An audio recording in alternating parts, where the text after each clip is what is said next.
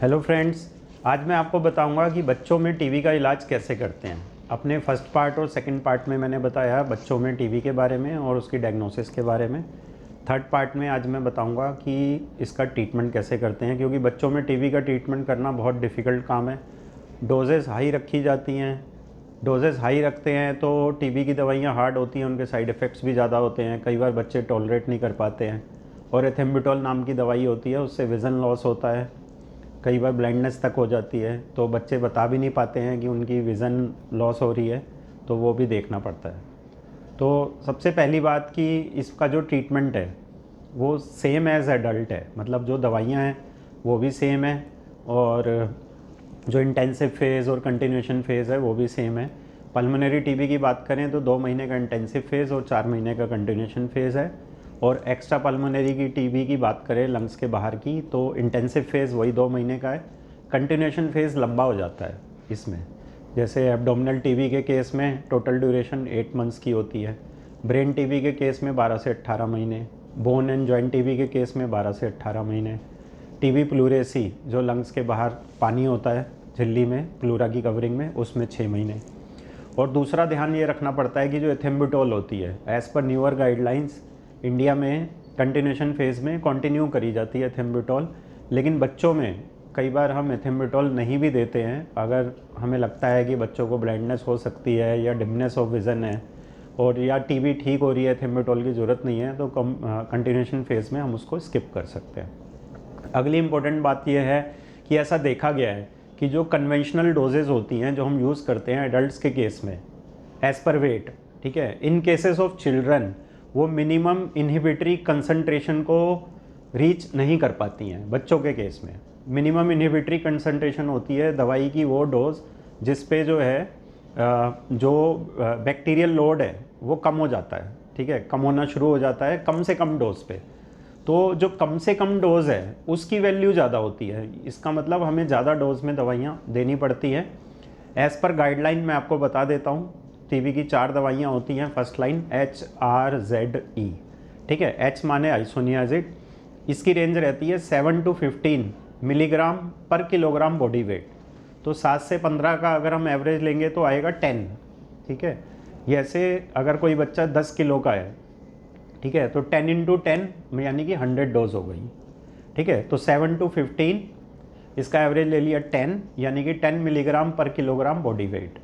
रेफेम्पिसिन की बात करें तो इसका है 10 to 25, 10 to 20 भी ले सकते हैं हम। कई बार 25 ज़्यादा हो जाता है, रेफेम्पिसिन के साइड इफ़ेक्ट्स भी आते हैं, तो 10 to 20 ले सकते हैं। और इसका एवरेज आ जाता है 15, यानी कि अगर किसी बच्चे का वेट 10 kg है तो 10 इंटू 15 यानी कि हो गया 150 मिलीग्राम रेफेम्पिसिन।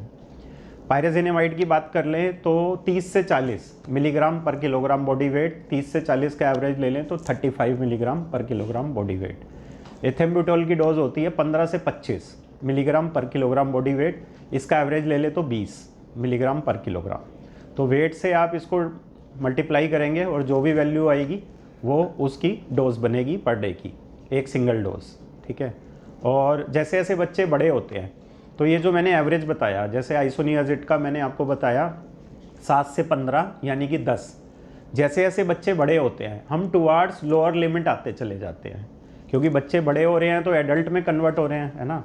और एडल्ट्स में उतनी ज़्यादा डोज की ज़रूरत नहीं होती है अगर हम बच्चों के कंपेरेटिवली देखें तो आप इसको 10 से शुरू कर सकते हैं या 15 से शुरू कर सकते हैं आइसोनियाजिड को। और जैसे जैसे वो एडल्ट होते चले जाएंगे, जैसे 11 साल, 12 साल, 13 साल, तो आप लोअर लिमिट पे आते जाएंगे, जैसे आप 7 पे आएंगे, 7 मिलीग्राम पर किलोग्राम बॉडी वेट, ठीक है। और एक चीज़ मैंने आपको ऑलरेडी बता दी कि एथेम्बुटोल से आपको देखना पड़ेगा कि बच्चों में विज़न लॉस तो नहीं हो रहा है, वो बहुत क्लोजली आपको मॉनिटर करना पड़ेगा। और कई बार एथेम्बुटोल बच्चों में एक सेपरेट गोली के फॉर्म में दी जाती है, जिससे कि अगर हटानी पड़े तो हम उसको डायरेक्टली हटा दें एथेम्बुटोल को, अगर विज़न लॉस हमको लग रहा है तो। इसके बाद कोर्टिकोस्टेरॉइड का क्या रोल है ट्रीटमेंट में वो मैं बता देता हूँ। कोर्टिकोस्टेरॉइड जनरली एंडोब्रोंकियल टीबी में दे सकते हैं, क्योंकि एंडोब्रोंकियल टीबी थोड़ी ज़्यादा खतरनाक होती है, वीजिंग करती है, क्योंकि लिम्फ नोड ब्रोंकस के अंदर इरोड हो जाता है, तो अस्थमा के तरीके से प्रेजेंट करते हैं बच्चे, सांस फूलता रहता है, वीजिंग होती है, चेस्ट टाइटनेस होती है, तो स्टेरॉइड का रोल है।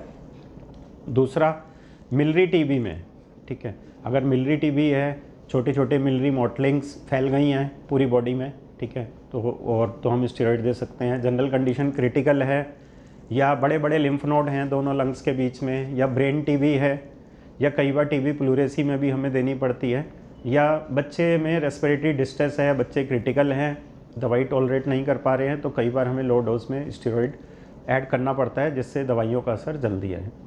इसके बाद ब्रेन टीबी में जो प्रेशर बढ़ जाता है ब्रेन में, तो प्रेशर लोअरिंग दवाइयाँ दी जाती हैं, जैसे मैनिटॉल वगैरह। और ब्रेन टीबी में अगर झटके आते हैं, दौरे आते हैं, तो कई बार दौरों की दवाइयाँ भी दी जाती हैं बच्चों को।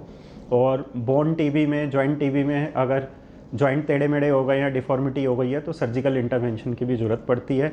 या ब्रेन टीबी में प्रेशर इतना ज़्यादा हो गया है ब्रेन में, तो कई बार हमें स्टंट भी लगाना पड़ता है, जिससे ब्रेन का प्रेशर कम हो। तो आई होप फ्रेंड, आज मैंने आपको डिटेल में बताया है कि बच्चों में टीबी का इलाज कैसे किया जाता है। मैं आशा करता हूँ वीडियो आपको पसंद आई होगी। आप इस वीडियो को लाइक कीजिए, शेयर कीजिए और हमारे चैनल को सब्सक्राइब करके बेल आइकन प्रेस कीजिए।